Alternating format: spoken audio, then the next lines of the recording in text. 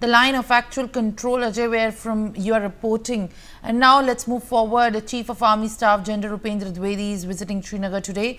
He is going to review the security situation in the region in the wake of the Pahalgam terror attack. Top commanders of the local military formations will brief him on the counter-terror measures that are taken by the forces in the valley and along the line of control. The 15 Corps commander and other Rashtriya Rifles formation commanders will be present during the visit. My colleague Ashik Mir has filed this report from Ground Zero. Take a look. हम इस समय मौजूद है बैसरा के उसी forest area में जहां पर आपको दिखाएंगे इस समय ग्राउंड पर किस तरह से सुरक्षा बलों का साझा सर्च ऑपरेशन चलाया जा रहा है। और ये कॉम्बिंग ऑपरेशन इस समय चल रहा है बैसरा के फॉरेस्ट घने जंगलों में। बिल्कुल यहाँ पर सीआरपीएफ के जवान आपको दिखेंगे जो इस कॉम्बिंग ऑपरेशन में लगे हुए हैं। खास तौर पर एक्सक्लूसिव तस्वीरें हम आपको दिखा रहे हैं घने जंगलों की, जहां पर को आतंकी घटना घटी जिसमें 28 से ज्यादा लोग जो है उनको गोलियों का निशाना बना दिया गया। फिलहाल ये खास तस्वीरें हम आपको दिखा रहे हैं कि किस तरह से यहाँ पर कॉम्बिंग ऑपरेशन जो है सुरक्षा बल इस समय कर रहे हैं।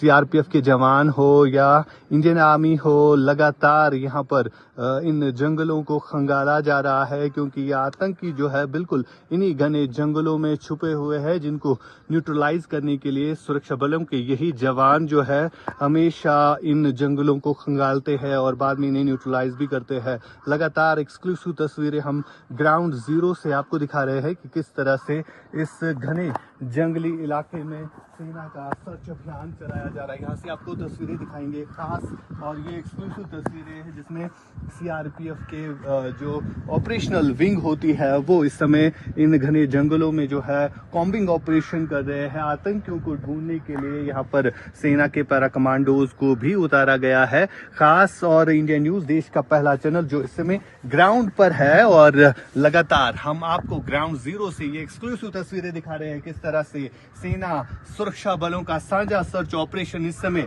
बैसरा के इस फॉरेस्ट एरिया में जहां पर आतंकी घटना जो है घटी। फिलहाल तस्वीरों के जरिए कॉम्बिंग ऑपरेशन में मजीद तेजी लाई जा रही है क्योंकि गृह मंत्री अमित शाह जो है यहां पर आज दोपहर को आए थे और उन्होंने भी इस तमाम तरवाकी का संज्ञान लिया और आतंक के खिलाफ जिस हिसाब से प्रचंड प्रहार करना है वो सब देखते हुए जो है एक रणनीति तैयार की जाएगी।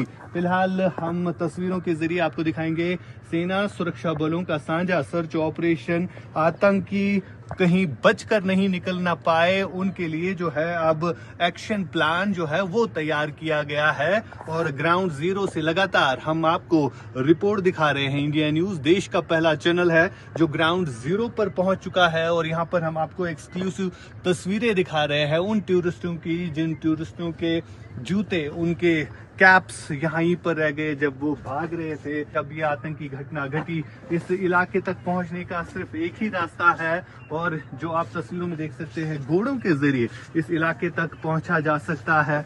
और जब ये आतंकी घटना घट रही थी यहीं पर जो स्थानीय घोड़े वाले पहुंचे थे वो भी डर और खौफ का शिकार हो गए। उन्होंने अपने घोड़े ऐसे ही भगाए, लेकिन जो यहाँ पर टूरिस्ट पहुंचे थे उन टूरिस्टों को काफी कठिनाइयों का सामना करना पड़ा। ये आप देख सकते हैं यहाँ पर कई सारे जूते, चप्पलें और छोटे बच्चों के जूते भी ये आप देख सकते हैं। ग्राउंड जीरो से एक्सक्लूसिव तस्वीरें हमने आपको दिखाई यहाँ पर जहाँ बैसरा के इस फॉरेस्ट एरिया में जो है टेरर अटैक हुआ। और एक और जूता जो आप देख सकते हैं, यहाँ से भी कई सारे जूते हैं जहाँ पर हम लगातार रिपोर्ट कर रहे हैं। नेशनल इन्वेस्टिगेटिव एजेंसी NIA ने भी इस घटना स्थल पर पहुंचकर तमाम तर जायजे लिए और उसके बाद जो है अब कहीं ना कहीं एक्शन प्लान जो है वो तैयार हो रहा है कि किस तरह से आतंकियों पर प्रहार करना है। इंडिया न्यूज के लिए फिरोजवानी के साथ आशिक मीर, ग्राउंड जीरो बैसरा से। Now a pall of sorrow descended on